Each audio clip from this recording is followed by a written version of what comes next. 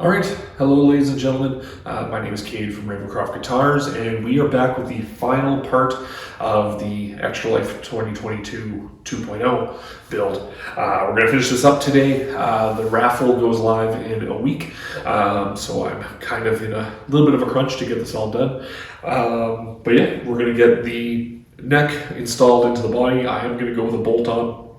We're going to get the tailpiece and the bridge put in, get the controls put in and wired up, finish the neck with some oil and do a setup and get this thing playing. So yeah, wish me luck, and here we go. Just like with last time, we'll start off with a quick how we got here, just in case you don't feel like going back and watching the previous videos in their entirety, which I totally understand.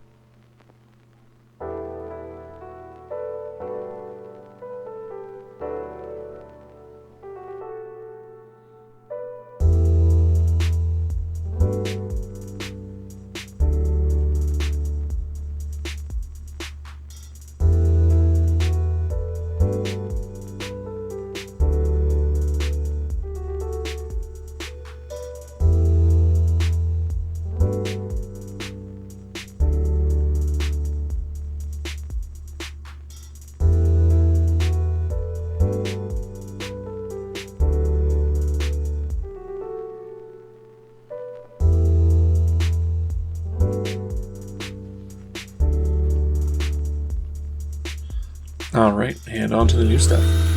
So I started off by drilling the holes for all of my control knobs. Started by doing just a pilot hole from the back, and then flipped it over and did a bigger hole in the back, or from the front, sorry. For this guitar, we're doing a 2-volume, 2-tone, 3-switch toggle setup.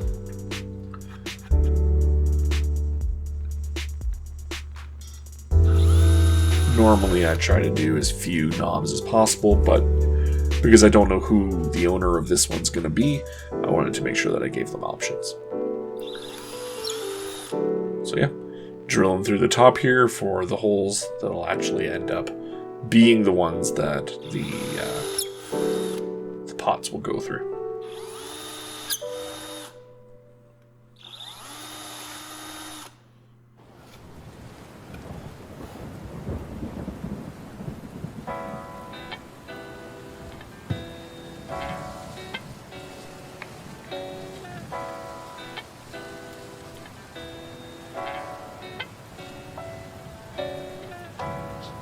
And as always, test fit.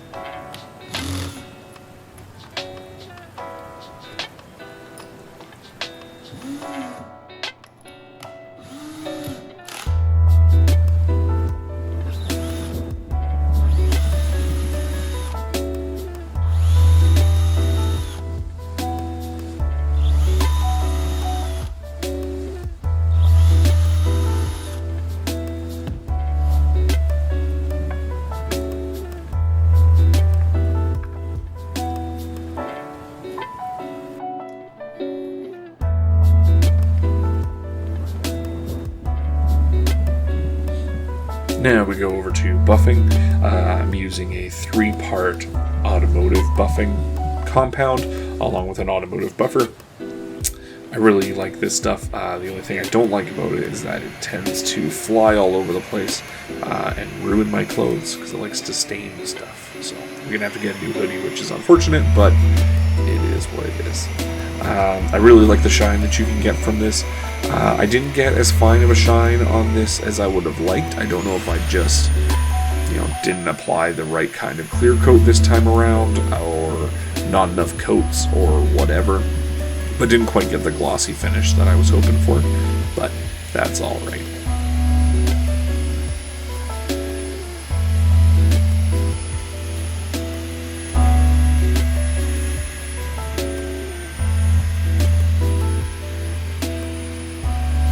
If I'm being totally honest with this one, this guitar really kind of made me realize that I don't really like doing painted guitars. I think when done right and with a proper spray booth, they can look really, really nice. But I think that I just don't have the equipment to do it, as well as they're just not my style. I like to see the grain of the wood. I like to see how everything, looks naturally and really kind of accent the natural highlights of the wood that I've chosen, as opposed to covering it all up. Just my personal style. I think I'm still at that point with my guitar building when I'm learning what exactly my style is, and this just kind of helped me learn that.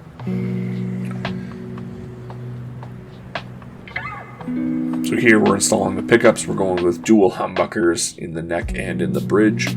All of this hardware came from Pitbull Guitars in Australia. Normally I go through Solo Guitars, but they didn't have any black hardware kits to get all of this put together. And unfortunately, by piecing it all out, I would have ended up spending a lot more money than just by getting a hardware kit. So I went with Pitbull Guitars. They're not bad. Their hardware is on the cheaper end, but I figure whoever gets this is probably going to end up wanting to switch out everything anyways, in terms of like pickups and things like that. So this gives them that opportunity to switch out whatever they like without, being stuck with, humbuckers and things that they don't like. Heating up the brand here so I can make sure that I throw my logo on the headstock before I oil it. Got this from Etsy. Turns out really nice. It's not bad.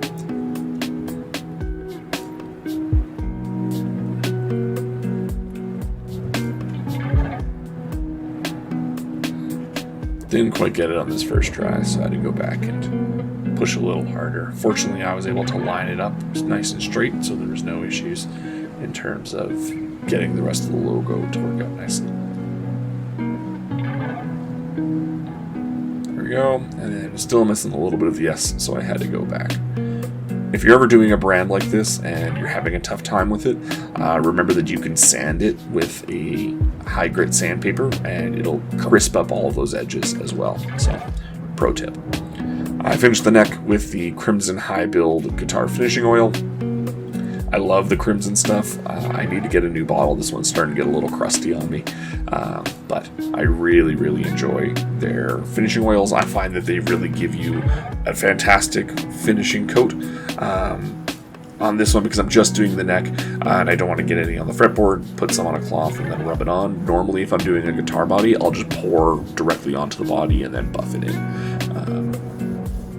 But yeah, no, I find that this gives it a nice kind of amber finish while also protecting everything and giving it a nice shine to it without being full-on gloss. Even the high build doesn't quite get to the point where it's a full glossy effect on only one coat, but just enough to make it nice and clean and professional looking.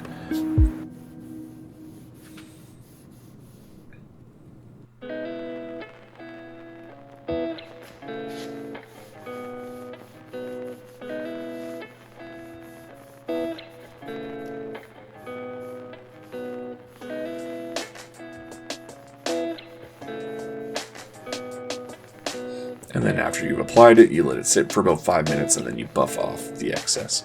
Then you can do more than one coat if you like. Personally, one coat usually gets me about where I want to be.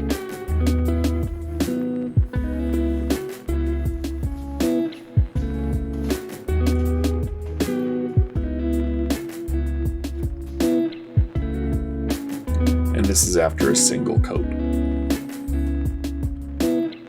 Really just highlights the grain of the wood. Working on the nut, this is something that I avoided for a long time because it was a really intimidating job. But once I kind of figured out how to do it and I got proper nut nut cutting files. I can't remember what the word is. It's really not that bad. It's something that every time I do it, it's a little bit cleaner, a little bit better. The shaping of the nut is a little bit better. I'm starting now to get a feel of how deep I actually need to go with the fretting, or the whatever they're called, the nut files. And I think that pretty soon it's going to be really, really good. And right now it's just pretty good. Installing my tuners on the back. This is the part of the hardware that I think you really see the quality of Pitbull Guitars' stuff. I've had issues with their tuners in the past, and they're a cheap tuner. They get the job done, but they're not anything to write home about. And you can kind of feel that when you're working with them, especially when you're screwing in these guys. Sometimes you'll get the odd little bushing that doesn't quite screw in as it should, and I had that problem here, as you can see me fighting with this one that just doesn't want to go in, and I had to actually grab a socket wrench and do it that way. Wiring is the bane of my existence. The only positive is that I get it right on the first try now these days. That's one of the things that I think has really shown that maybe I am a luthier, at least an amateur one, but it's still very messy. Someday I will have nice clean wiring. Today is not that day though. So we take that and just put our pickup cavity cover on. And stringing it up. Yeah, nothing really to say here, just stringing it up, typical 46 to 10s. Setup didn't need a whole lot. My action turned out pretty much spot on. I did have to raise my bridge just a touch because I had like one dead note somewhere. The action was good, but it just needed a little bit of a raise. It was like half of a turn. So that's pretty much the guitar. We're gonna do a sound test here right away. Like I said, it's got its issues. This guitar was a learning experience for sure. It's not my favorite one that I've built, but I think I learned a lot from it, and we'll take those lessons on to the next one. So here we go with the sound test.